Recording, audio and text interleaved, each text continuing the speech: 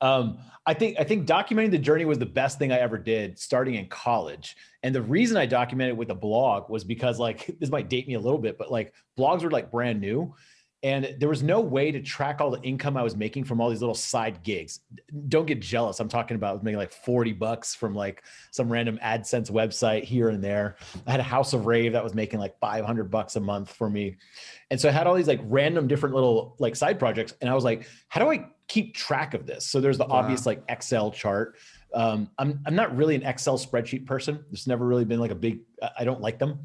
And so I started writing about it in a blog because I could write like, okay, this one made this much, this one made this much. Here's what I did good. Here's what I did bad.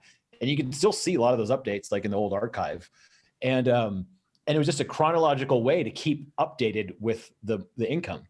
And then people started reading it. And I didn't even know how. I honestly didn't understand where it was coming from. But people would leave a comment and be like, whoa, this is cool, and say something. I was like, what? And this is pre like Facebook and stuff. So that just like having to write those things out and give updates was kind of like my way of keeping accountability. And I do miss that a little bit, that you have to put it in a blog format, because it forced you to really write it well, versus social media is so easy and good that you could just be like, update it like real quick. It's not a bad thing, but back then, like with the blog, it did force you to write a proper article about it, like every time. Yeah. And so I missed that a little bit. Yeah. And that was, like you said, before social media and before everything. But what was the point when people started coming onto the blog and saying to you like, oh my God, this, and commenting? And how long did it take from the moment you started it to people to comment and for you to be confused about what was happening? Oh, that's it. It was relatively quick. It was relatively quick. And I think it was coming because it was through blogger.com, which is like .blogspot. And so like people could click like next blog and it just goes randomly. And so I think that's how it originally started. And then it started ranking on Google for random things like weird questions, like what happens if you write on money? And then I wrote a post about that, and like it would show up. And honestly, dude, back then the comments were such shithead comments. Like people were so mean on the internet because it was mostly anonymous, right? It was mostly just anonymous comments. And especially when you were talking about money back then, like now it's like people be like, oh, I made 40K MRR, and they post it and like everyone's like, okay, cool. But back then you talked about money and it was like a real douchey kind of thing. And so you got a lot of hater comments. They were mostly negative. Why do you stick with it? And why do you stay consistent with the blog if there were so many hater comments? And well, I mean, like no one ever said that stuff to me in real life. Right. Mm-hmm. And also look, I left some douchey comments too on people. It was just like a thing back then too. So I knew that it's just like, it's kind of funny. It's like a comedian talking shit. It doesn't really mean much. It's just trash talking. And like if someone said that in a joking way to me and be like, oh, funny, but like online, you don't get the context. And they're just hating. It's just a fun pastime. I don't take it too seriously. My parents then started knowing about my blog, and they're like, what about all these comments saying stuff about you? I'm like, and what? Like, who cares? Like what's going to happen? Nothing. Yeah. And so I've just had thick skin on that. And I don't know, someone leaving a nasty comment, it can sometimes ruin your day, but it ruins like 2 minutes of your life. It's not that big of a deal, I think. What I love also about your blog is the timeline section of it. And that I don't think it's updated after 2011, no. But from 2004 to 2011, you get such an idea of where you were at different points in time. How did you get the idea to do that? Dude, that was pre-mobile. Mobile internet is great if you have a mobile phone and it's really increased internet for everyone, but a really fucked up design because you always had one box, like everything was just shaped like this, right? That's how everything was. So I was like, well, what if I could just click on the left and it opens up on the right? So I made an iframe, which is like a commonly embedded thing now. And it was like just raw HTML I had to write out, hence why it's probably not updated. And then I would just write like, I met Elton John after I crashed a party. And then I linked that. And then you could be like, that's weird. You click it, you could see it, read it, and then move on to the next one. And I think the bounce rate for that was really low because people would read like 20 or 30 different posts in a row on that thing. Yeah. I recently implemented that on copywriting course too. just to see what would happen. I haven't actually looked at the results if it works or not, but I like using it sometimes. So yeah, nice. I was just clicking all over the place when I was going through preparing for this conversation. I was like, oh, that's interesting. That's interesting. You know, I was like, I was just going through so much. So one of the things that I found was that you're featured in the New York Times and the Wall Street Journal at various points. Mm-hmm. Were those like big wins for you, or just like another day in the office for Neville? I mean, when you're like in college and they write about you in a full page New York Times article, it's pretty dope. Yeah. That's pretty awesome. Yeah. I had it framed on my wall for a while. Like I still have a frame of it somewhere. It was pretty cool. They were talking about personal finance bloggers, and that me and this other guy, Jim Wang, were in that article. And so, yeah, that was pretty awesome. That's how my parents found out about my blog originally. Wow. One of their friends was like, "Oh, congrats that Neville got featured in the New York Times." They're like, "What? About what? What's he doing?" So you're, yeah, I was pretty stoked about it. And I think having a New York Times article, it's definitely a vanity thing. Of course, it sounds awesome. Yeah, I think so. so your parents had no idea. No, it wasn't like I was like doing it behind their back or anything. It was just kind of like a side thing. And I just never expected it to like turn out into a thing, but it did. And that got me my first taste of like, oh, the internet, you can connect with these people. So if you think about it, all my best friends today, like Noah Kagan, absolutely one of my best friends, Sam Parr of the Hustle, one of my best friends. I met all these people through my blog. Wow. Like originally, that's how I met them. And they reached out to you, and yeah, I think Sam reached out to me. Noah, I'm not sure who reached out first. I think we would like comment on each other's blogs. Oh, that sounds so stupid. you would just comment hater comments to each other, and then yeah, exactly. Fuck you, Noah. Hey, you want to meet up in Austin? Yeah. It was, but that is how you find like connections in this world of like people that are interested in you. Like, why does it have to just be people that live within like a 10 square block radius of you? You know? Yeah. If you I think that's just natural for people now, but back then it was weird. Like when we're like, how'd you meet Noah? It's like through our blogs. People were like, some weird Craigslist thing. Like what's going on here? Yeah, I think it's something that becomes more and more normalized as time goes on, is like meeting people from the internet and starting relationships and friendships from the internet. Today, it's much more normal than it was 10 years ago, for sure. Like, but it's still normal, you know, it's still, I mean, I think it's like the way you're not even saying we're meeting online. It's just like how we met. Just assume it was probably online or something like that. Right? Yeah. Like there's usually like some online, communication going on with any sort of relationship, whether it be a friendship over text or anything like that. Mm-hmm. So, yeah. So if you were starting that blog today, and would you have done that on a blog, or would you have done that on Twitter? How would you have approached it in the 2021 environment? Question. So, okay, I want to say that I would put all that effort into the blog, but you know how you said that timeline wasn't updated? Guess what? I can still go update it. I can still write a blog post about everything, but it's just so damn tempting to go on social media and post like that because it already has this inbuilt network. And actually, I've been getting really into Twitter lately.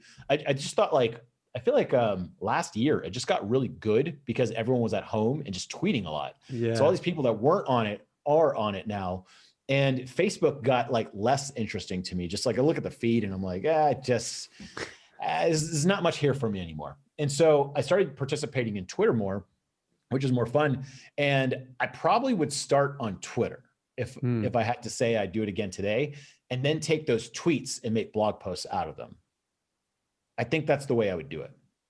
Because it used to be you take a long blog post and then make it into social posts. But now social media is so damn awesome and easy, and the tools are just, they're optimized really well. I think it's better to just like make a bunch of social media posts and then make a post out of that. Yeah, I think so too. Where things might be moving. Yeah. Social media is, sorry to interrupt, but like, have you seen the thing? I think it's like Unroll Me. There's some other things where it's like, it takes Twitter threads and just all it does is, let's say you write a tweet and you're like, Dan and Miranda's top list of podcast guests and what I learned, right? So you write 6 tweets, you just click, you tag at Unroll Me, and it makes you a link that was just like a linear blog post of all those threads. And I saw that for the first time a few months ago, and I was like, damn, that is cool. That is really neat. It looks like I made a full blog post out of those. And so I think that's like a little bit of a hint of the future, that you write in blocks almost, kind of like a block editor like Gutenberg or Infusionsoft or ConvertKit or any of these email editors. You write in blocks and you can move them around. I have a feeling that you can write in blocks in terms of just write tweets and then turn that into a blog post. I think there's a huge opportunity for someone to come up with a software or something like that that can turn blog posts into tweet threads and tweet threads into blog posts and all that with just one button. I mean, there's a massive opportunity there. That's GPT-3, man. It's like GPT-3 is essentially kind of like a sort of dumb human brain, but it's fast. And so I'm invested in a company called copy.ai that does stuff like this, and it'll take a small tweet and make it into a blog post. Is it sometimes shit? Yeah. It's not always great, but the point is, once it gets better, it's just permanently better. And once that gets better, it's permanently better. So I don't think you're that far off. I think there's something that's going to make 95% comprehensible tweets or blog posts or vice versa, or take your tweet and make it into a LinkedIn thing. Like, I don't think that that's far off. So you'll be able to come up with a concept and the computer can rejigger it and do all that work that you'd otherwise have to do. So I think that's pretty close. For GPT-3, for everyone who doesn't know what we're talking about, could you just explain that? Because when I heard about it, man, it scared the hell out of me. I was like, I love to write. It is. I have a lot of experience. I'll tell you why not to be super scared, or why you should be a little bit scared. So GPT-3 is made by OpenAI. So Elon Musk has been famously known for saying that AI is going to take over the world and what are humans going to do? So he started a thing saying the best way to do this is make AI anyone's allowed to use. So it's not like just only Google has all the power and they take over the world or something. It's just everyone has it. So GPT-3 is a language model that they trained on basically 10% of the internet. And they basically made it read 10% of the internet, Wikipedia, all that kind of stuff. And it's just a big machine learning model. And by itself, you're able to give it something, say, make me some blog titles for the Danny Miranda podcast.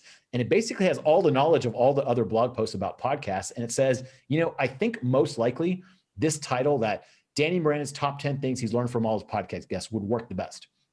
And it comes out with like unreal results. You've seen it. It's like you said, it's almost scary.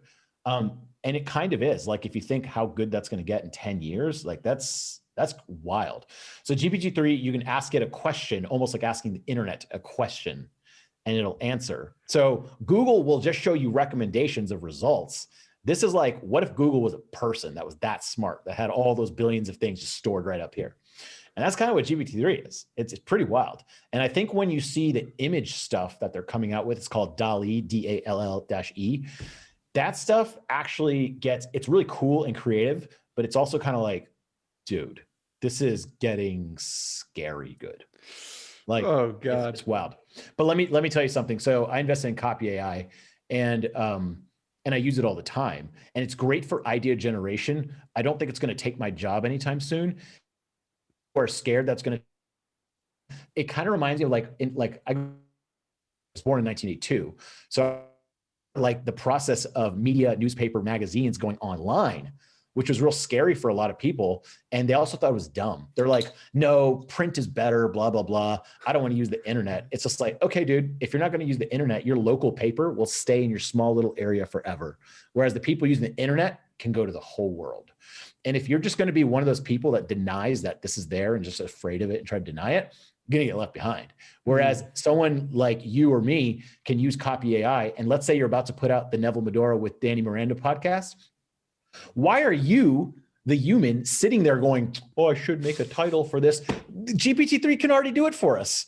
So fuck that. Let you, the human, go interview people, and the computer will take care of like making the web page and making the title, describing what happens, transcribing the notes. Let's let the computer do all that crap, and we do human stuff that we're good at.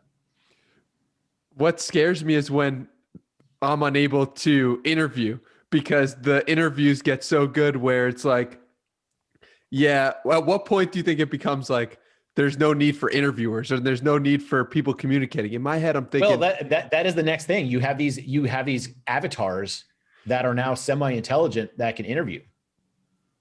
So it's not quite there yet, right? So yeah. I think you'll have time to adapt. But you're right. That is what Elon Musk's main concern is, that every single thing that we thought that humans could only do back in the 1500s, we thought only humans can add stuff. Then you come up with an abacus. Then you come up with a calculator that's really slow. And then you come up with a calculator that now like a computer can answer any math question in fractions of a second, right? A human can't even compare. So we just kind of accept that a computer is better at that. Well, now computers are getting better at creativity, at thinking, at creating an image. So if you go to DALL-E, the OpenAI DALL-E website, and type, they have an example where they say, make me an armchair in the shape of an avocado, and it instantly generates 100 different pictures of it. Oh. It would take a designer years to do something like that, and not even as creatively. And so, and that was in 1 second, right? So, just imagine that, like, I don't exactly know where it ends. I think in the near term, it's going to end where humans are able to move stuff until robotics gets good enough to where it can rival a human. I think what do you we'll mean still by have that? jobs. So like if a waiter needs to go out and put something on a table, that's kind of hard for a robot to do. Or folding laundry is a classically hard robot problem. The problem is once you make a robot that can do it, then like every robot can kind of do it after that. So it's just like, yeah, I don't know. Like, I mean, I think we're just all going to go on the cloud. Like, I don't know that there's going to be like room for wetware in the next 20 years. I don't know, but it seems a likely outcome that a computer will be able to do every mental thing that a human can do. Not far off. Yeah. Also, when you talk about the washing and dry and folding clothes, makes me think of like, why isn't that just done for you? When you dry clothes, how come after the dryer cycle's done, it doesn't just spit out clothes that are perfectly folded? Well, right I never now thought about it like that. We can't do it. But so people are like, well, what will happen to dry cleaning places? It's like, well, I mean, if everyone has a dry cleaner at home that can just do it for them, then yeah, that probably will be a shift, right? There's a lot of jobs in the past that aren't there anymore. And honestly, it's kind of funny because the people who utilize this will be able to scale their so for example, you making the podcast, let's say there is an avatar based off of you. Right now, you can only interview Neville. Imagine that your AI copywriter or podcaster can be out there interviewing 20 people at a time. Oh my God. See, that way you could theoretically build a gigantic media empire based off of Danny Miranda and put out more podcasts than Joe Rogan with only one of you, right? Because I need to create an avatar then. You could, just stay up to date with the technology and utilize it to your benefit and realize like this can help you get bigger, or you can be afraid of it, whichever one you choose. I mean, I don't think the world cares which one you choose. Or you could be afraid of it and utilize it. Like, oh, I'm scared of this thing. That's a great way. That's why I'm invested in some of these companies, because I'm like, I want to invest in the thing that's going to put me out of a job. It's either going to put me out of a job or change my job. Because it's going to happen no matter what.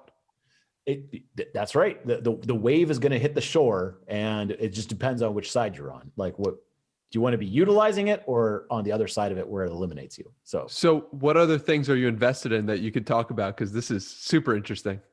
That one's like the most sci-fi. That one's by far. I'm invested in some tools and companies and stuff. Nothing that's that dramatic. That is definitely kind of like a shift, and it does scare people a lot. It's a weird, scary thing because I don't think people understand it that much. I have a basic understanding of machine learning and like that kind of stuff, so I've been keeping up. So I've seen the change happen kind of gradually. Even with GPT-3, though, it was a bit of a jump. But I've seen the change. Like GPT-1 was there, and GPT-2, and then there's other language models that are maybe about the 20th size of GPT-3 that have been around. So this stuff is not like brand new if you pay attention. But if you're just a casual observer and then you see GPT-3 for the first time, you're like, what in the hell? Like when did this happen? What do you recommend? It's been going on for a long time. Yeah. What do you recommend to stay up to date with it? Twitter. Follow these people on Twitter. Yeah. Get copy.ai, or there's a whole host of tools. I think copy AI is by far the best. I'm obviously biased, but I invested it because I think it's the best. And I think it's one of those tools that, like, okay, for example, think of it like this. Imagine you want to start the Danny Miranda merch shop, right? You want to sell shirts, t-shirts, mugs, blah, blah, blah, right? Well, now you got to take time out from podcasting, which is what you like doing and what you're good at and what you get the most out of. And now you got to go on the website, type in how to sell a shirt. Oh, Zazzle.com, Spreadshirt.com, Teespring.com. You have to decide between those to see what's best for you. Then you have to sign up, log in, type in your name, type in your password. This is all shit a computer can do, right? Like, and then you have to like design the shirt. It's like, well, can Spreadshirt just tell me what the most common merch is? Is it mugs? Is it mugs? Just tell me, is it mugs so I can make a mug, right? And then it's like, and then it has to make a bunch of different logos. Well, there's AI logo generators out there. It could take screenshots of you, take your picture, make some sort of iteration, decide what most people are going to buy, send it an email out to your audience. And then now you have merch. Imagine if you could just tell Siri or Alexa or whatever, and just be like, yo, make me a merch shop. And it just happened. Like, wouldn't that be better? Wouldn't you want that? Yeah. How far away are we from that? Total, what I just said, I mean, that's probably like it maybe for specific use cases, that's not like 5 years away or something like that. Mm-hmm. But for a general AI that would be able to do that, I mean, it sounds like possibly 10. It's not. I mean, I don't know if you've away. seen like Sam Altman, who's the head of OpenAI, is asks all these cryptic questions on Twitter because he knows not to scare people, but he's also like, what would you do if there's a full AGI in 10 years? Like, what would you do? And so, and then Elon Musk warns about it, and it's kind of, he's a pretty good bellwether of what's going to happen in the future. And so you got to think that I don't think it's going to like just go kill all humans or anything like that, but it would be such an awesome tool where you can just tell it to do something and it just goes and does it. And that would be amazing. That would be a huge productivity boost for the world. Unless you're not the one using it, then in case you're probably fucked. Yeah. So Neuralink comes out. Are you installing a Neuralink in your head? Maybe not the early ones, but that'll be for like disabled people and stuff like that. Yeah, to like be able to move their arms and everything. But the ultimate goal, it's super true that like to input text into my computer is based on like little meat fingers that like entering, I can only type at like 74 words per minute. I'm stupid when it comes to typing. So it's like, it's a really dumb way to do things. That's why video has taken over.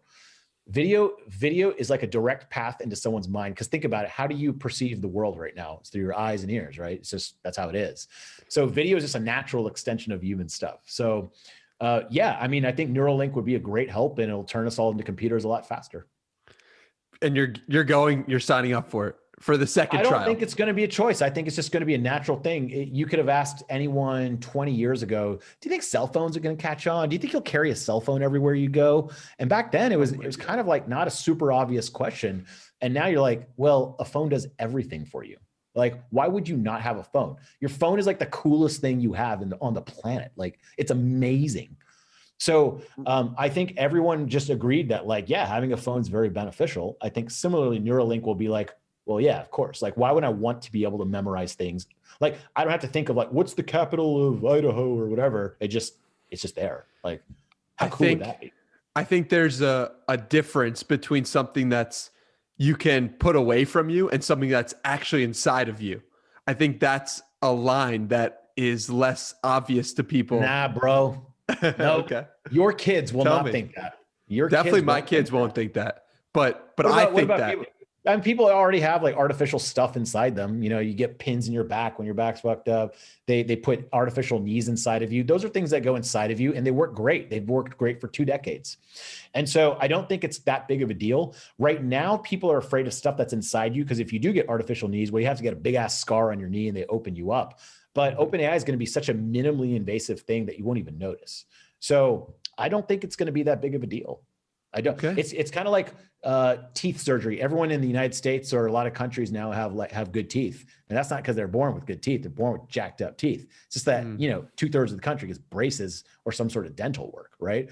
That used to be like a vanity thing, like, oh, just be yourself, blah blah blah. But then people are like, well, for like a few months of time, you can just get that corrected and it looks great. It's not that expensive. So then everyone does it and then it becomes normal. I think similarly, stuff like that will go through a phase, like an icky phase of like, it's inside you.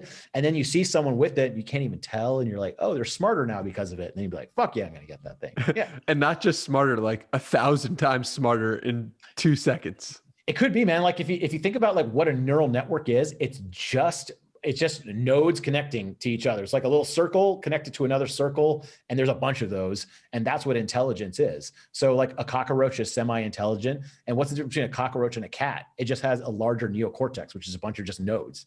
So you go from 10 million nodes to 50 million nodes, you get a cat. You go to 100 million, you get a dog. And then you go to 1 billion, you get a human. And with the computer, those nodes are digital. And so you have trillions or whatever like number that you can process. And so what's going to happen when things are 10 times smarter than the smartest human? right? Let's say Elon Musk is one of the smartest guys, and then you get something that has twice as many connections and nodes as he does. Oh my God. Like, what happens then? We don't know. We can't comprehend it. And we won't be able to comprehend it, but we will be able to simulate it. Oh my God. What do you mean by that?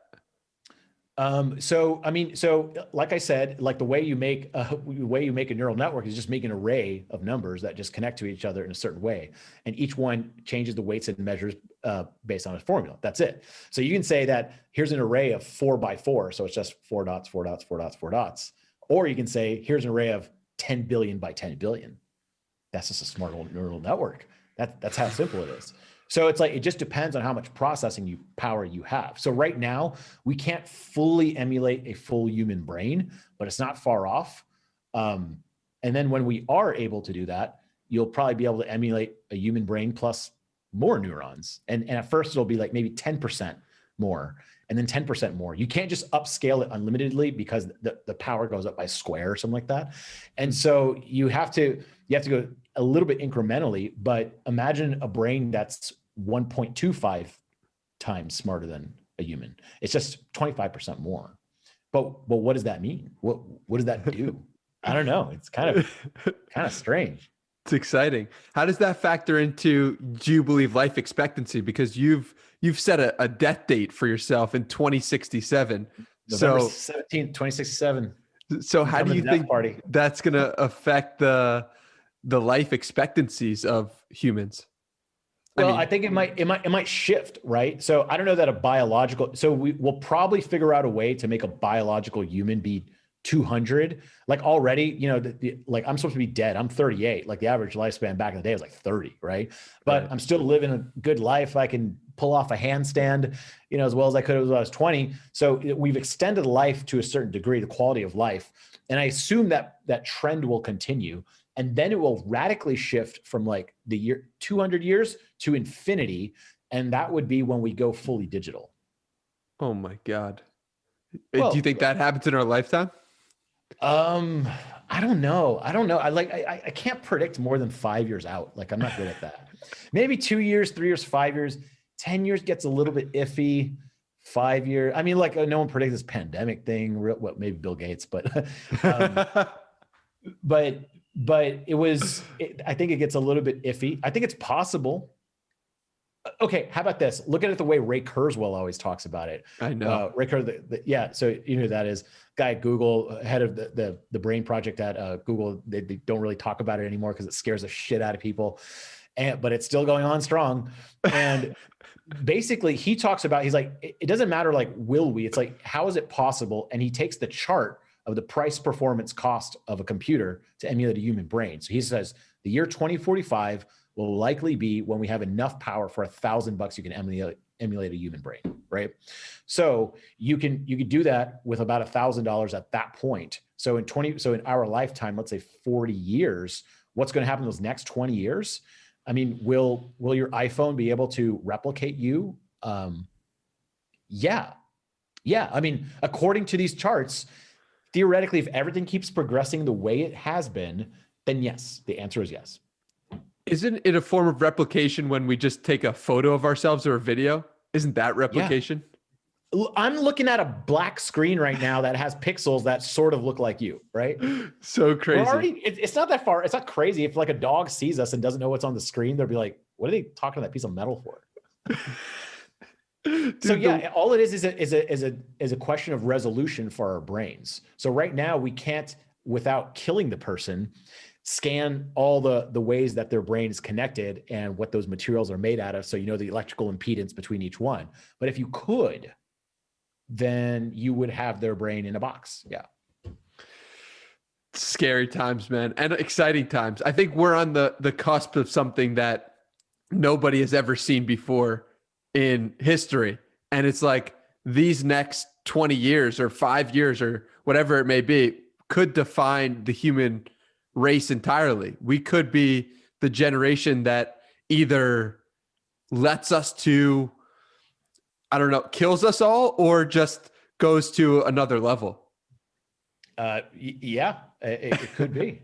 Yeah. I mean, I don't see a reason why that's not. I mean, it just seems like everything goes on the cloud. And it would make sense if we could, like, imagine like right now we have to talk to this computer thing. If we were both virtual, we could be in the same room right now, right? Mm. There's a lot of benefits to being a virtual being rather than a sack of meat, right? Like, think about it, all diseases would be gone right off the bat. Birth defects, diseases, problems, death would all be solved.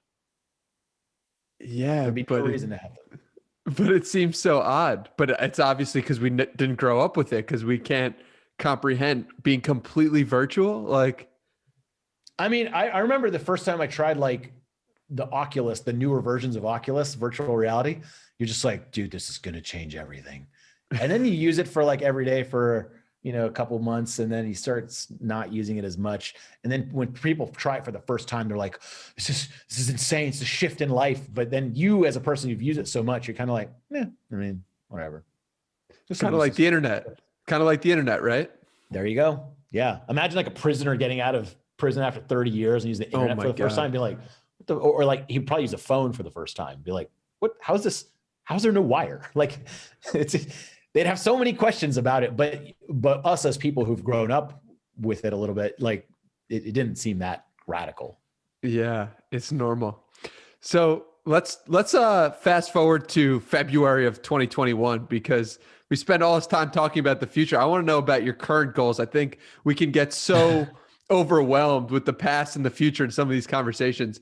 You list your goals out on your website, which I love, as an accountability measure. And talk to me about why you decided to do that, because I think it's awesome. I love doing that. I learned something about myself a long time ago, and it's still true to this day. I need to have someone look over me. Like, I'm not very self-startery. I can start things, but then I get bored of them. So I have to have someone look over me and shame myself into a thing. Like, they talk about like body shaming and stuff. I mean, it works for some people. Like for me, you have to call me a fat ass for me to lose weight, right? It's just how I work. And so similarly, I put my goals up, because then if I don't complete them, people are like, hey, why did you complete this? And then I'm like, fuck, I gotta complete it. So yeah, I have to trick myself into working. And so I post my goals so others can see it. And it also does what I told you about originally when I first started. It forces me to write them out, right? So like, what would my goals be this month if I don't know? Well, currently in my head, like, I don't even remember what my goals are, but they're posted by my shower. So I see them in the morning. And then they're also posted on my website. So I see them all the time. So I know exactly what to do. So it's just a reminder, and it forces me to list out 3 things I want to accomplish for the month. I used to do like 10 goals, and then I just never hit those. Like, I'm sure you write out goals to some degree, but if you write 10 of them, none of them get done. Yeah. So your 3 goals are small X prizes, cohort for March, and 164 pounds. What is small X prizes? Small X, you know what the X prize is? No. The X prize, I don't know who invented it, but it's basically just a prize for doing a goal, a thing. So the DARPA, the Department of Research Defense, whatever, back in the day, they tried to build a self-driving car that could go across a desert and shoot guns and stuff. And they spent like $2 or $3 billion trying to do this and came up with fucking nothing. Then they were like, you know what? Let's just let everyone figure this out themselves and see what happens. So they said, we'll give you $10 million if you're able to drive 400 miles across the Baja Desert or whatever it was. And like 3 teams did it that year.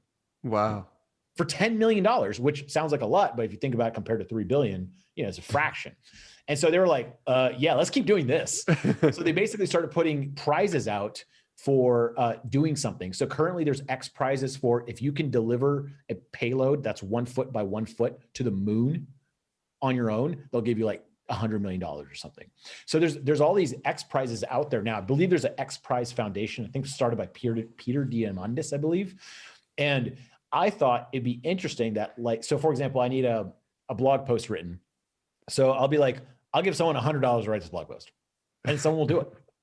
And so I've been sending out to more people. Sometimes people hit me up on email. They're like, hey, I noticed a problem in your sales page. I'm like, what if you rewrite it for me? I'll give you $200. Wow. So I've just been like doling out these little prizes here and there to see what happens. Sometimes it works, sometimes it doesn't. We paid some guy, like, it wasn't an X Prize style, but we hired a guy on Fiverr to edit a video, and it kind of sucked. It was like kind of good, kind of sucked. That was like kind of a fail. But whenever you put a prize out there, people come out of the woodworks, right? There's an incentive for them to work on it. So that's what small X prizes was. That's great. That's such an interesting idea. And what's March cohort? March cohort was, I talked to Gagan Biani of Udemy. I interviewed him, and he was talking about he's building this software for cohorts, which is basically a cohort is like a college class, or what's old is new now, but just online. So With the new name. Yeah, exactly. It's just like a cohort. It's just like, so a class. Yeah. So it's basically like, think about college. You get together with a bunch of other people about your age, about your same level of intelligence and whatever. And then you all get together and try to learn economics in 6 months. Right. And there's time frames and tests and projects and stuff to do along the way. So similarly, he said a cohort is generally online 3 weeks to 4 weeks, generally cost in the range of $500 to $5,000. And it'll be a class of a certain amount, let's say 30 people, and you all work together towards a specific goal, like build a website, put a product out on Gumroad or something like that. And so I decided to do one called Sell While You Sleep. And look, there wasn't a lot of thought into this. I just got really excited and tried it. It's an experimental quarter for us. We get to kind of do whatever we want in Q1. And so I was like, let's just do a cohort and see what happens. So we have 2 test people, and we'll sign up 10 people in March. I might even cancel it. I don't even know yet. But I think it'd be fun to get everyone to sell a small product on Gumroad, PayPal, or AppSumo. That's a small digital product. Like for you, it'd be like how I set up my podcast thing. Like I bet a lot of people ask you that. Mm-hmm. Well, what if you made a 30-minute video of it and gave a list of the stuff and you sold that for $15? Yeah, it's a good idea. That's what I mean. So the goal of that cohort is to get people to start selling online. And in the meantime, you go down a rabbit hole of learning of like, oh, here's how you pick what to sell. Here's how you know what people want to hear from you about. Like if you were like intro to biology 101, I'd be like, Danny doesn't know much about biology. Like, who's this guy? But you do know a lot about podcasting. You do know how to get good guests, even though you're kind of like you were getting started recently. You've had some like really cool guests. So it's like, you're a bit of an authority on that. And so why not sell that information that people ask you over and over and over? And that was the point of the cohort. So just experimenting with it, seeing how it goes, seeing how the flow of it goes, how it works well with our members forum, if we should do it in there or separate. So kind of interesting like that. It's like an experimental cohort. We'll try it out with just 10 people. I want to get it right. And then decide to either keep doing more of them or scrap it. I don't know. And the plan for that is to have people all go in a group like once a week to talk to each other about their experience and have you as the leader and say like, you should do this. How does that work exactly? Yeah. I mean, I think you nailed it. That's the high level of it. Now the actual ins and outs of it, like, do we get people to break out into rooms? So even with like 2 people, we had one person that already had like 3 products ready to go and one person that wasn't sure what they wanted to sell. And then there's going to be some people that like have a huge audience already, and then maybe some people that don't. So now I have to say, well, let's filter people to say you have at least 500 email subscribers or something, right? Can't be a total noob. This is going to be very hard for you then.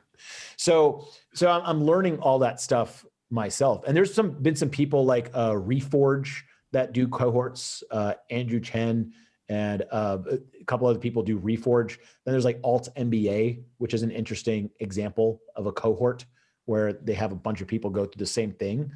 And so it's just interesting. It's just like a fun thing to try, like figure out how online learning works. What's the best tool stack for it? One thing I'm learning with Google Meet and Google Hangouts, it's difficult to break out into another room, whereas Zoom, it's really easy to break out another room. And the breakout rooms are crucial in this, we've learned. So because there's only one of me and there's more students than I can talk to at one time. So if they could just go talk to each other or the instructors or something like that, it'd be better. So I'm just figuring out the whole cohort thing, and just, there's no better way than just to run one. Yeah, absolutely. Yeah. And so your third goal is 164 pounds. That's just my weight. Are you above or below that? Are you trying to get there? I'm currently above 160. I weighed in at 172.3 today. So you want to be 164. That's the That's the intention. Gotcha. Yeah. Why 164? I don't know. I just is this something to aspire to? Yeah. Why do you pick that? Just because you said, I look good at 164? I'm in general a fat ass. I shovel food into my face. And so I've had to like trick myself over the years to not eat so much. And one way I do that is like, I guess now it's called intermittent fasting. It just used to be like called skipping lunch. And so I usually eat once a day, but then Sometimes like if I'm going out and I know I'm going to have a cocktail or two, if you have ever had not eaten for 20 hours and then had one sip of alcohol, you will be wasted right away. It is remarkably fast and not good. So I'm learning how to like mitigate that. If I know I'm going to drink or something, what can I eat during the day that keeps me at top performance? Doesn't get me tired. So something like a protein shake, you could probably safely drink if it just has fruits and protein in it. You'd probably be fine. So anyways, I make the 164 goal to say, this is the goal and you got to figure out whichever way to get there. Right. Mm-hmm. But whatever it is, starving yourself, I don't really care. You have to get there.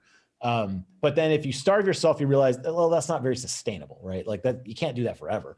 So yeah, figure out the process. I don't say like do intermittent fasting. I just try to get to that goal. And then whichever way to get there, the best for me personally is what I choose. I love that. That's great. Yeah. It's all about figuring out for yourself what works. And that's what it's all about. Back to the cohort / online education topic. You started copywriting course when exactly? The timeline didn't show it. And because you've been in the online education space. It was weird. Like it was never supposed to be a company. It was when I was doing a lot of work with AppSumo, like in the beginning. We would build, we would promote other people's products, like a lot of Udemy products and stuff back in the day when they were brand new. And then we started making some of our own, and I would just make some of my own. And a lot of people were asking how I was getting them to read AppSumo emails every day, even though I was pitching them something every single time. They're like, can you do this for my business? I'm like, well, it's not that hard. Here's a couple of principles. And then after answering that email 50,000 times and then telling all my friends how to do it and showing them, I'm like, maybe I should just record this on video. And keep in mind, that may have been like 2011, 2012. It wasn't as obvious to sell a course, right? It was a very new idea back then. And so I was like, well, let me just record a screen share of me doing this and sell that. And that did remarkably well. That did really well. And so I was just like, whoa, that hit. That really struck a chord with people. And so that's when it turned into kind of like, let me buy a website for it, right? It used to be hosted on my blog, nevblog.com. Copywriting course was on nevblog.com. And then I got its own website. I couldn't get the domain with C's at the time. So I got Copywriting course with K's. That took on its own life. And so it just slowly became a company, and it officially became a company in, I think 2015. Is that right? Yeah, it officially became a company in 2015, I believe. Maybe 2013. I don't really remember. Yeah.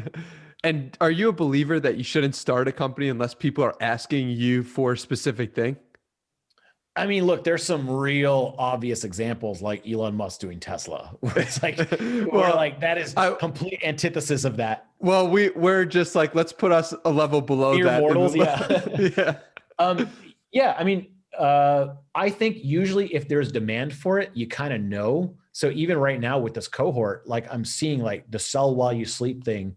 Does that work? Because it gets some interest. You know, if you have an audience, you get some interest no matter what. But it's like, did it really hit? And I'm not feeling that at the moment on that one. And so I'm like, how do we rejigger that to give people what they really want? And so, yeah, I think it's best when something starts off with high demand. Yeah. Yeah. That makes sense. That'd be better than low demand, right? Like, no, obviously. I just say it because Nat Eliason, who I think also lives in Austin, he said before, like, I wouldn't start a company unless people are asking me to start it to begin with, because I don't know, that's just his philosophy. So I think that's wise. I think that's a really good way to put it. Like if you have a bunch of people asking you about it already, you can just be like, hey, 20 people asking me how to get podcast guests. Guess what I just put out? A little product for you to buy, and you'll instantly get those sales. Whereas if you're just like biology 101, hey, everyone read this, they'd be like, what is this? Like, I don't know. Dude, we on AppSumo, I had the most embarrassing flop ever. We thought it'd be a great idea. The logic was we put out a course on dieting, how to maintain your weight and like eat well. And the thought was if you eat well, like you're more productive and your brain fires more clear and you'll be better. So we thought, man, entrepreneurs will need this, got real excited about it and put out the Sumo diet course. And it was a horrific piece of shit flop. It was a flop so hard. It was bad. And it was like embarrassing to just look back at it. But at the time, like we thought about the thinking, and then you look back and you're like, oh yeah, you know how many people asked us what we eat No one asked that. So I was like, that's hilarious. yeah. So we're like, oh, okay. I see. Yeah. The Cardinal sitting there. Yeah.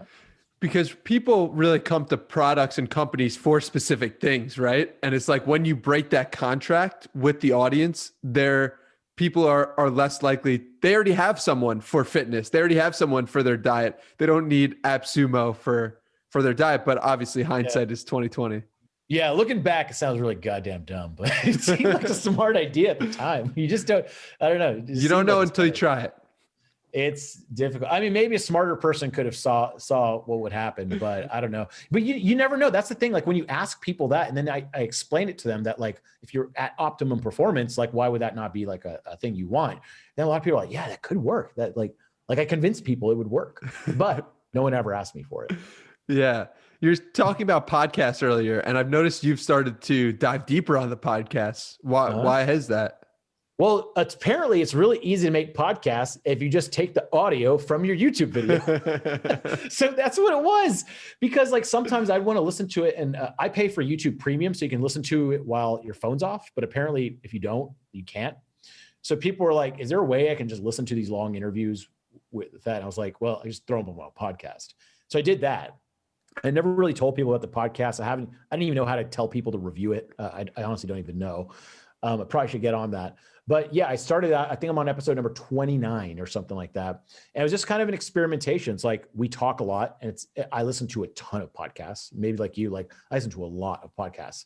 And I was like, well, it'd be interesting if I just took some of these videos and ripped them and made them into that. And then I started just like randomly thinking of stuff and talking about it. And man, it's a lot of work.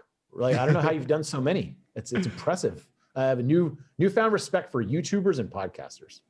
It's a lot of fun. That's how I've managed to do it. Oh, great answer. You find fun in it, right? But what have you learned from doing all those? Just like so one, I think it's awesome to kind of indulge yourself. People, and also if you have somewhat of a following, like you're gaining somewhat of a following now, like the rich get richer. It's easier as time goes on. So I'm like, our YouTube channel has 50,000 plus subscribers, even though it's not like a crazy number. People are like, yeah, I'll do it. It's like, you don't get a lot of no's, right? When you want someone to do something like that. And so I've learned that as you get a bigger audience, it gets easier. The other thing is, I think just be curious about your own stuff. I assume, like, I imagine you're asking me about cohorts because like maybe in the back of your mind, you're thinking, maybe I can do a cohort, right? Like that's kind of when I was asking Gagan Biani about cohorts, I was thinking, wow, that seems like an interesting idea. This guy's talking about it all the time. Let me get him on the podcast. So you get to scratch your own itch, right? And these people are giving you all this free information because they're getting a little bit of exposure here and there. And I think you meet a lot of friends that way. It's like, remember back in the day, I was meeting people through my blog. Perhaps this is your version of that blog, but the more modern version of it. This is your way of meeting new people and getting people to come to you. And also the other reason is, I think there's a lot of power in distribution now. So, so I invested in this one company recently, and these guys were private equity guys before. Getting money for them, especially in this environment with this economy and stuff, not a fucking problem a bit. But they didn't want the big venture $3 million check. They were going after $1,000 checks from TikTokers that could barely afford it. But they had like 300,000 followers on TikTok because whenever they mentioned the software or something, all these people bought it. So they're like, we just want a bunch of cheerleaders. We don't need their money. Like we don't even know what we're going to do with $3 million. Like we don't exactly know. So they wanted distribution. And so if you're familiar, like Tucker Max or Tim Ferriss, I'm sure you know, of course, people will give them equity in their company just to mention on his podcast or just to be affiliated with those guys. And they're not even putting in money sometimes and they're getting equity. But if they also put in money and equity, they have so much more leverage because they have a big audience. So if you were to grow this into a very large platform of whatever sort, companies would be like, man, whenever Danny recommends something, all these software entrepreneurs buy it. Like, let's have, this guy needs to be on board. Fuck the money. Like, we just want this guy on board. And so I think that's the other thing with like audience. If you have that audience, you have there's some power in it. Attention is currency basically in the modern world, and it's becoming more and more so as time goes on. What do you tell someone who's just starting out and who doesn't have that audience? What are you saying to that person who wants one in the future? It reminds me of how people ask me to become copywriters. I have a simple test. I because love there's this. all these, I love this talks video. online promoting, oh, become a copywriter. It's the highest paid thing on the planet. I'm like, really? Who's telling you this? Where is this coming from? I think these people are lying. And so I was telling them, they're like, hey, and it's just like some kid that's like, hey, I can't wait to make 6 figures. How do I get started? I'm like, 1, have you ever written anything ever? They're like, no. Then I'm like, you're probably not gonna be a copywriter.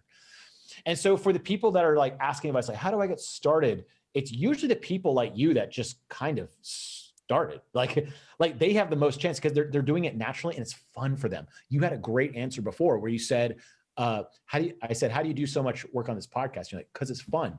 Dude, you're going to outwork someone like me on this podcast any day of the week because you find it fun, where someone like me or someone else might find it a little bit tedious. You're just going to outwork that person because it's not work to you. It's fun. So similarly, when I was doing content online, it was still pretty hard to put out content. And I thought it was fun. I was doing it for free before I even knew what like building an audience was. So I was able to outwork all those people because like, it's just something I did because I liked it. It was not work at all. Yeah. And I would say, I totally agree with that. I would also say to add some sort of internal goal to it, because when you have 0 and you're starting at 0, it is really tough to be like, I'm putting out this podcast, but no one's listening. And if you set an internal goal of like, I'm going to just do 100 blog posts and then see if I like it. I'm going to do 100 podcasts and then see if I like it. That's how I started this. And then I realized how much I liked it because it was having that internal goal. How would I know I liked podcasts at episode 71 if I didn't say I'm going to start doing it 100 times? That's a very healthy attitude to have. Yeah, that's great. Yeah, man. So one thing you've also mentioned before on your blog is that you've had great parents and how you got blessed in the DNA lottery or the genetic lottery or the parent lottery. Lottery, yeah. Yeah. And I relate to that tremendously because my parents are incredible, but I'm curious what you think makes great parents. I guess it changes as you get older, right? Like you realize that because now that I'm 38, I have a lot of friends I'm like fun Uncle Neville to a lot of like kids and I know their parents. And so I think it changes. Like you realize like how much sacrifice it is. And I think it's like the stuff that didn't happen to you didn't happen on accident. Like, I mean, it sounds a little crude, but like when people are raped as kids or fucked up as kids in some way, or go through very traumatic experiences, that follows them through their whole life. And when something like that doesn't happen to you when you're a kid, you have to think, is that because my parents protected me from that stuff? And then as you grow up, you realize, oh, there was a whole community of people with an invisible shield around that child. And you may not always have noticed it as a kid, but it's little things like your parents did, like, well, if y'all go out, make sure this guy's with you or that person's with you. Like you never really thought of it back then, but then you're like, oh, like that's the responsible kid they know would like, or like would throw down when something goes on or something like that, right? There's always like a little bit of protection, and you start to realize that as you get older. And then also, I think your parents not helping you too much in certain things and letting you fail and letting you cry it out and just learning how to handle those emotions. Because there's just a lot of people that are a little bit too coddled, and you see it when they grow up, that they can't mentally handle things. And that like something triggers them or whatever, and they just have to like they can't deal with it. And it's just like if you set up that kid to be mentally tough, which sometimes means having to watch them cry or figure it out on their own, which is brutal as a parent to do, but that's what being a good parent is. It reminds me a lot of people with good dogs. Generally, if they have a good dog, it's probably going to be a good parent. If they have a shit dog that's barking all the time, they can't control it. The dog reflects on the human. I'm sorry to say it, but that is the case. And so, yeah, if you're able to handle stuff well and you're happy in life, a lot of that probably has to do with the way your parents raise you. Yeah. And one thing I noticed about you from talking to you for the past hour is just how happy you seem to be. And caffeine, bro. And other than caffeine and parents, what do you think makes someone happy? I just don't think a lot of bad things happen in my life, because I talk to friends that are more depressed and I think there's some genetic component to it. I can't help but think that like there might be something to that, right? But part of it's nature, nurture, right? I'm sure it's a combo of both. And then I look at some of the events that happened in some of my friends' life, like a divorce, which is always traumatic for a child stuff. And I never went through that. We had a lot of friends it took me till about middle school or high school to realize that going to 3 parties on a Saturday when you're 10 years old is not normal, right? that staying at home and watching Blockbuster and ordering a pizza was like, that was normal. And so I just had very social parents, a lot of friends and different groups of friends, not just like our cultural, religious friends or whatever from church or something like that, but like different groups of very varying friends that we always hung out with, different groups all the time. And that was very interesting to know. What was the original question over here? What makes you so happy? Yeah. And so thank you. And so I think like having a lot of good friends that are still my friends to this day. I remember, about 2019, my dad died in a small plane crash. He was flying his plane and he crashed and died. And that was pretty sucky. It was not good. But like by the time I drove home to Houston 2.5 hours later, there were so many goddamn people at our house already planning to take care of food for us for the rest of the month. At our church, hundreds of people were showing up every day for prayers. It was just like that kind of outpouring of love and everything. Like when something bad happens, that's when you realize the support network you have around you. And it's kind of like some people say, like, until something bad happens, you never know who your true friends are. It's like every single person I thought was a true friend was a true friend. Like my expectation and reality were 100% in sync. And that makes you feel good that like, it's not people like didn't just like back out or flake away or anything. It's just like everyone I thought would show up was there, even if it was a huge convenience. Some of my friends flew into town. They did not need to do that. And they did. And so I think like that, like having a lot of good experiences like that over time makes me happy. Or at least more happy. It's not like I never get sad, but I'm more happy than I am sad. And the other thing is exposing myself to happy stuff.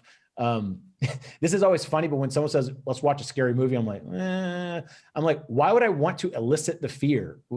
Like I want to laugh, right? Like I don't want to be scared. That's stupid. And so I choose to watch like funny stuff at night sometimes instead of like being angry and listening to news or whatever. It's just like I listen to like Theo Vaughn or Joe Rogan or some of these funny guys just bullshit on each other and I laugh and then go to sleep. And that's a good time. And so I think like just exposing yourself to how you want to be. So I think I've been way on Twitter way more. I have to put a lot of marketers and stuff like on separate lists because while I think some of them are very smart, I don't think they're happy. They don't make me feel good. It just makes me feel like I missed out or not good. Or it's just like a lot of complaining or holier than thou attitude. I'm just like, I don't want that. Right. So I want to be exposed to people that are happy and curious and stuff. And I think like what you expose yourself is how you're going to act. It's just that simple. If you show a neural network 1 million pictures of dogs, it'll be able to spot a dog, but it doesn't know what a frog looks like. And so if you only expose yourself to horrific stuff and drama and stuff like that, then that's what you'll be. Like, it's not that hard to think that. Yeah. And so you mentioned environment so much and the importance of your environment, because on your website, it goes to click a random article and you got this quote by Earl Nightingale, which I want to read because it's so great. We become what we think about. People who think about becoming lawyers become lawyers. A bad environment makes you think bad thoughts. A beautiful environment makes you think beautiful thoughts. So how do you, that's it, right? But that's great. To harp on that point, what are things you do to make your environment more beautiful? Beautiful things like surrounding myself with cool stuff. Like I stopped going to San Francisco 2 years ago. I used to go like almost every summer because it was a goddamn fucking nightmare. It was like a war zone walking out of my apartment. One way was nice. One way was really bad.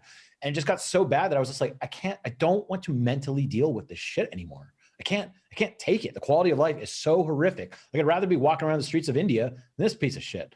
And I was just like, I think that every time I walk out my door, and I was like, I cannot do this to myself. So I was like, I'm not going back there. And sure enough, everyone's moved to Austin now. So, but like, I think making your environment good, making your nest. So one thing that me and one of my best friends, Noah, we went to Malibu for the summer during the pandemic because Malibu was open compared to LA, and Malibu was paradise, dude. You drive along the PCH highway, this world famous highway, beach on one side, mountains, and then mountains on the other with like clouds above. It's just perfect. Greenery everywhere.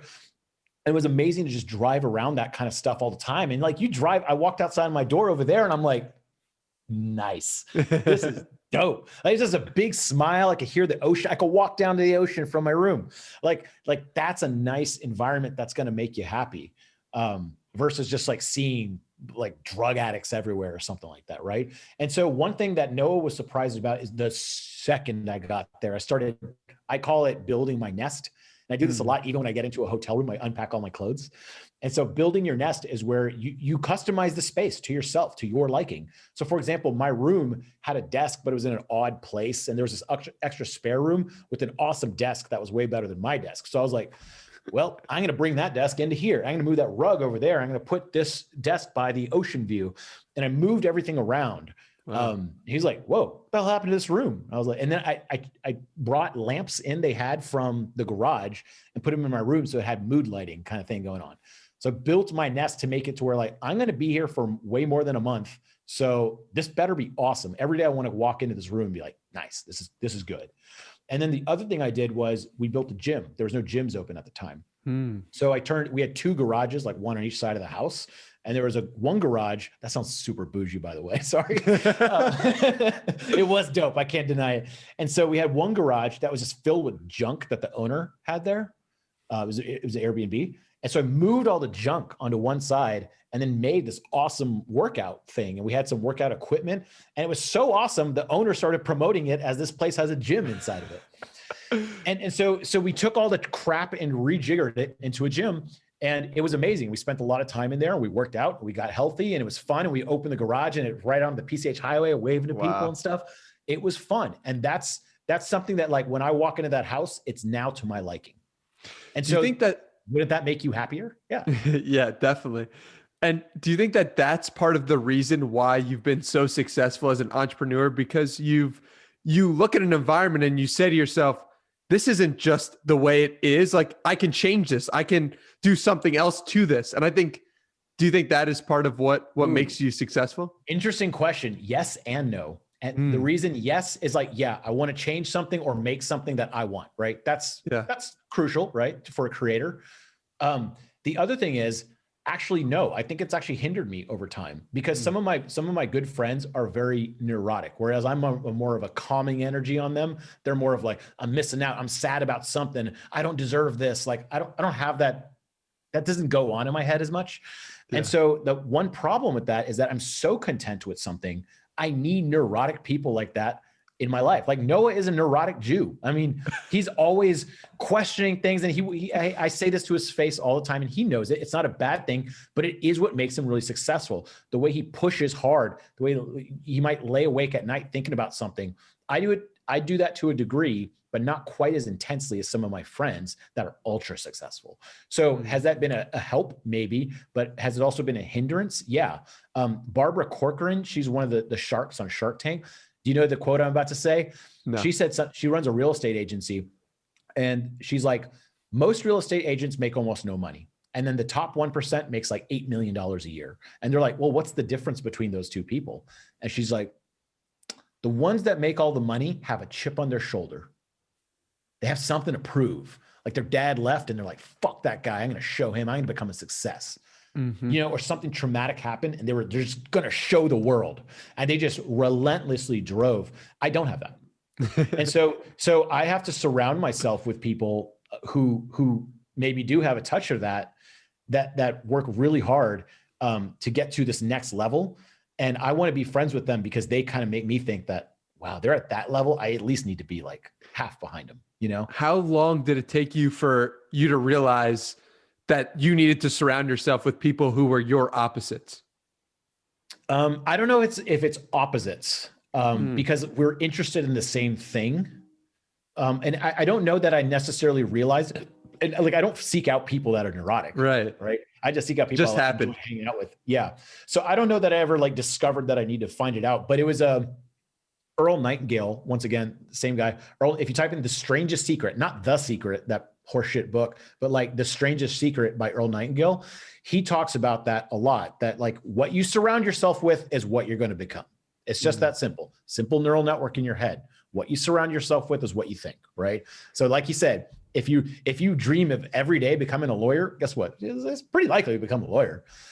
And if you every day just sit there and do nothing, it's likely that you'll sit there and do nothing. So it just, that kind of showed me that like I need to surround myself with those people. And so I actively sought them out in college. If you look at my old blog, one of the big things I used to do that I was known for is crashing parties with rich people. So I crash these parties. I obviously look different than the typical demographic in Austin 20 years ago. And so they like, I looked like a waiter more than like someone that belonged, like an old white guy or something. And I would have to quickly make friends with these people. And I wanted to surround myself with those people. And I met like Elton John, Lance Armstrong, Michael Dell, like crazy people. And that's how I started surrounding myself with people that I thought were like where I wanted to go, at least a little bit more. And then I started aligning and talking to other entrepreneurs and stuff. And nowadays that's much easier with the communities online. Yeah. So break that down for me, because a bunch of people just stopped the podcast and said, what? This guy crashed parties with Elton John? Oh, yeah. How did that happen? You got to break that down. It started off with, I had this mentor who is still my really good friend. I had this mentor and he used to go, he was like a kind of a rich guy. And he goes to these fancy ass parties in Austin. I didn't know that Austin would like had all this stuff, like because I just thought Austin was like college. Like that's where I didn't have a car or anything. So then he go to these fancy parties. Like, oh yeah, the Andy Roddick Foundation is hosting some gala for only 150 people, and they raised like $1.2 million. And I was like doing the math in my head. I'm like, wait a second, that's like thousands of dollars per person. Like, how's this even possible? Like when you're in college, $2 is a lot of money. So it's hard to think like that. And so he's like, dude, so one day he called me up. He's like, Elton John is playing a private 200-person concert. Wear your best clothes and come to the Four Seasons immediately and just try to sneak in. Everyone's wearing these blue bands on their wrist. And so I was like, ugh. I wore my best clothes, which were just total shit, like some khakis, some bad shoes, and like a black shirt that was way too big for me. Like I totally looked like I was dressed worse than the waiters. The waiters had tuxes on. So I was dressed worse than the waiters. I looked like someone's child, like someone's screw up child. So I show up and I see all these people like wearing the blue bands. And I had brought a blue band from home that I had that was similar color. And I just walked through and that was it. And I was like, wait a second. They what? And I got to like talk to like, that's what I first time met Lance Armstrong, like that kind of stuff. And I was just like, holy crap, there's this whole world of stuff that happens in the world that I just wasn't exposed. I just didn't know. And so I would talk to people and ask them what they do. And I met this one guy who's one of the richest guys in Austin, and he ran a carpet store. Like he owned a national chain of carpet that makes industrial carpet. And then I met other people that just had like, oh, I own a landscaping company. We have 200 locations. I was like, huh, these aren't people I've ever heard about, but they're so rich. Like you see their houses, they host galas and stuff and like $30 million mansions. And you're like, this guy runs a carpet store? Like that was really interesting. So I used to crash parties to start meeting people like that and just get exposed to a world that I otherwise wouldn't be totally exposed to. And so yeah, I learned my trick. Here's my fail safe. I had a lot of tricks, and I wrote a thing. If you type Nev blog, how to crash a party, you'll see it. And then Neil Strauss of The Game, that guy that wrote The Game, loved that post so much. He wanted me to make a video. So I made like a video on how I do it. The number one thing, if you want to crash a party, if you're a male, at least, you wear a tuxedo, you buy a wine glass from Walmart for $1, and you bring a flask of wine, pour it in there and put a cocktail napkin around it. So imagine you're in a tuxedo at a fancy party, you're outside walking in, you're on the phone, and then you got a wine glass with like a napkin. You clearly look like you were inside 2 seconds ago. Right. It's like that guy stepped out to make a phone call. And so I would just walk in just like that. Wow. All these parties. Yeah. So in addition to going with the rich and famous for these parties, you've also been homeless for some period of time. Yeah. By choice. Yeah. Yeah. No, of course. No. So explain why you decided to do that as well. The homeless experiment was because I hated homeless people. And I mean, I hate to say it, but that's just how I felt. And I always thought like, why aren't these guys doing more, blah, blah, blah. So I talked to a lot of people about it, and they're like, well, you grew up in a very privileged lifestyle, which is true, right? We had good parents. That's far more than anyone can ask for. Pretty upper middle class lifestyle. So I was like, let me walk a mile in their shoes. And so I decided, I think it was 2007, 2009 or something, I was going to go homeless. I tried to do it 3 years prior when I was in college, and my parents flipped out. And I will tell you, Danny, like my parents don't flip out about much, but they flipped out about this. They're like, you could die, right? Like, and true, I could have died. And so after college, I was kind of paying for myself, living on my own. And I was like, okay, I still want to do this. This is something I think about every day. And so I went and did it. And no one thought it was a good idea, but they all said the same thing. They're like, this is the stupidest thing I've ever heard, but I really want to see what happens. They all said the same thing. And so I did it. And it turns out like it was not what I expected. It actually kind of made me lose a lot of sympathy for homeless people, because I gained a lot of sympathy for people that are trying and are on the system and are trying to get a job. That's actually easy. There's a lot of services for those people. The thing is, you and I just never see them. They're not the ones with the sign on the side of the road or with the heroin needle in their arm under a freeway. That's not who they are. The ones I saw that I got exposed to were the chronically homeless. And every single time I interacted with one of them, it was always like someone else's fault why they were there. It was my bitch ex-wife, or it's the government, and blah, blah. It was a lot of complaining. Dude, I'd never heard so much complaint in my life. Complain. And I understand that they probably grew up in shittier environments. I get it. But it was the common thread I saw. And it was actually, people asked me after I did the experiment, what can we do? And I said, in the shelters, I think you need to play Earl Nightingale, The Strangest Secret on repeat. Wow. That was my suggestion. I didn't know how to fix the whole thing. It's a big system. It's hairy. It's messy, but that was the thing. And so I went and did it. And keep in mind, this was 10 or 12 years ago. I think the current wave of homeless with like the new drugs like heroin and meth and what are fentanyl and stuff, I think that's far scarier than what I encountered. So just disclaimer, I did not do it in modern day times. That seems way far more depraved and crazy than I ever saw back then. Back then, it was just like a lot of boozers, like dudes that were just drunks. And like the violence level, I think, was very minimal. So I never once felt endangered. I slept under a bridge with a guy named Black Mike. That's why he went by Black Mike. I slept under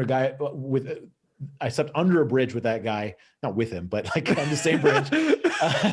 I didn't get that deep into it. The first night, and then I spent a night in the homeless shelter, and then spent a night in a park, and then back under the bridge with Black Mike. And wow. And that was I learned a lot, and it was very eye-opening. And I that's when I realized it's like a couple of people that ruin it for a lot of people. Like a couple of chronically homeless people in a city give a bad rep to all the other people that were temporarily homeless, because look, people are in fucked up situations sometimes, and that's what happens. And so that's what I took away from it. And it was a very ballsy experiment at the time to do.